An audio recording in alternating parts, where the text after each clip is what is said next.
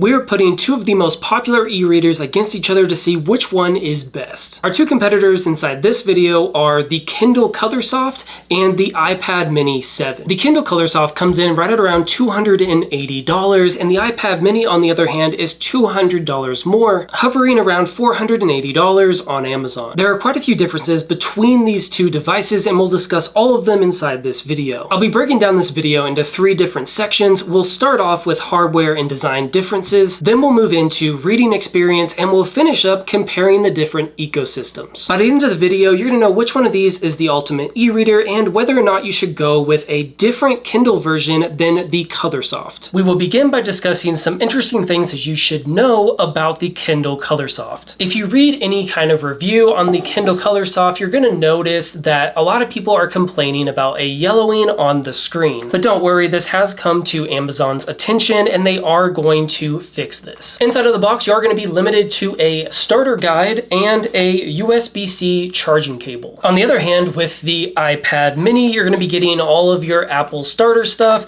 as well as a charging cable and a power brick, something that you don't get with the Kindle Colorsoft. There are quite a few obvious hardware differences. For one, the iPad Mini is obviously going to be slightly larger. I consider this a benefit because you are going to be getting a larger screen with the iPad Mini compared to the Kindle Colorsoft. And you're only really suffering a few ounces because the iPad Mini comes in at 10.4 ounces and the Kindle Colorsoft comes in at 7.7 ounces. The obvious trade-off for those 3 ounces is going to be that larger screen. If you read for hours on end, you're going to notice a slight difference in weight, but the other day when I was reading for an hour with both devices, I didn't notice a significant weight difference. So in my opinion, those extra 3 ounces are worth it when you consider the larger screen. Another obvious difference is going to be the smaller borders on the iPad Mini compared to the larger borders on the Kindle Colorsoft. Now obviously this larger border on the Colorsoft is for an easier reading experience, but I have found that it is also extremely easy to hold and read off of the iPad Mini.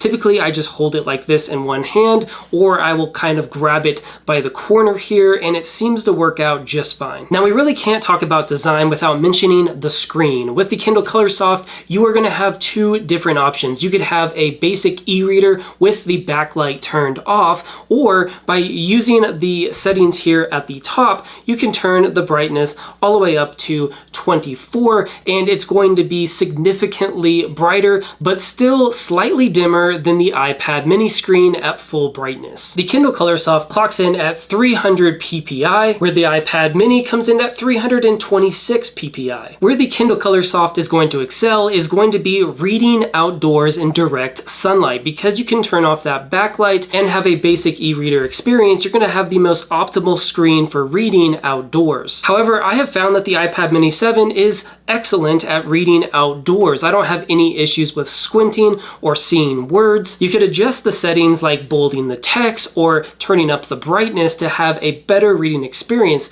outdoors. The last hardware difference we have to mention is going to be battery life. The Kindle exceeds at battery life, having a 12-week battery life when you're using mostly standby mode, whereas the iPad is barely going to get you through 24 hours of user experience. So if you never want to worry about charging your device, then you're definitely going to want to think about going with a Kindle. However, if you don't mind charging your devices while you're sleeping, the iPad Mini 7 has a decent battery as far as iPads go. Now let's move on to really the key part of this comparison, and that is reading experience. If you've ever used e-ink before, like any of the Kindle devices, then you are going to realize that it is easier on the eyes and it creates a pleasant reading experience. You can easily swipe down on the Kindle Colorsoft and adjust the brightness to your liking. And if you're reading in a well-lit environment, you could just remove the backlight completely. But to be quite frank, once you turn on that backlight, you're going to be really losing the advantage of an e-reader compared to the iPad Mini. So if you often read in dark environments, you're going to have to turn on that backlight in order to see the words,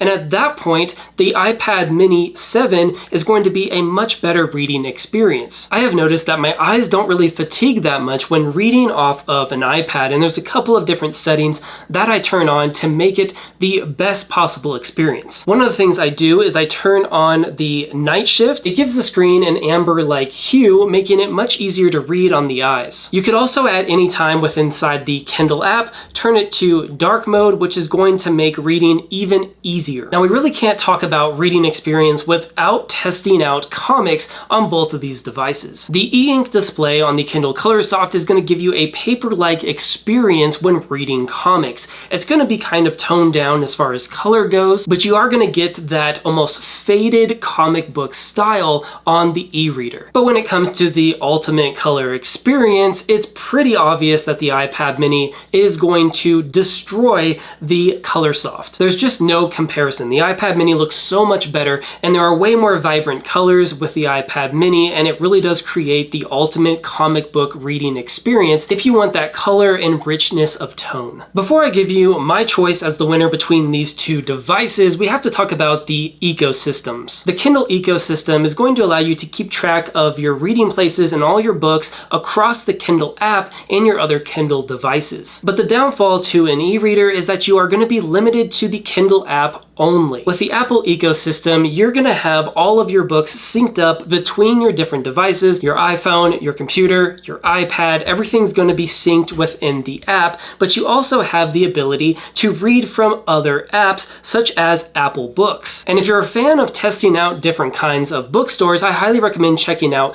Apple Books. I really do love the reading experience on here. It's clean, it's easy to read, the page animations are great, and you can even keep track of your reading goals, and it will tell you which books you read over the year, and it will recommend you some other books just like the Kindle app. But I am also a huge fan of reading blog articles, and using an app like Pocket, you can keep track of all of your different articles, and then when you click on the article, you can show it in a reader format, making it much simpler to read and understand. You also can get blog article summaries using apps like Safari, something that you can't do inside of the Kindle Colorsoft. And an iPad is, well, just an iPad. You can watch movies, you can play games, you can switch through different activities, you can get notifications, you can talk to people through FaceTime, and you can even use professional apps like Adobe and Final Cut Pro. You can't do any of that with a Kindle Colorsoft, and some people might find that distracting on an iPad. But I, for one, have not found that distracting on my iPad because I remove all of my distracting apps, I turn off my notifications, and I really just have this as a research and reading tool. So which one should you get? The Kindle Colorsoft or the iPad mini 7? Well, I really wouldn't recommend getting the Kindle Colorsoft for your primary Kindle device. If you're not reading comic books, you can stick with one of the basic Kindles like the Paperwhite edition or the OG Kindle and have a great e-reader experience. But when it comes down to these two devices, I am a huge iPad mini 7 fan, which means I do not recommend the Kindle Colorsoft. I highly recommend getting the iPad mini 7. Sure, it has a worse battery life, but reading at night is great on these things. I don't find that my eyes strain at all, and I love the ability to use the web and save articles, and that is why I'm recommending the iPad mini 7 as the best e-reader out there. So if you're in the market for a new e-reader, get the iPad mini 7. Thank you so much for watching this video comparison, and I hope that it helped. I'm David, and I do product reviews, product comparisons, and top 5 best videos. If you're into that kind of stuff, make sure to like this video, subscribe to the channel, and stick around for when I release my next video.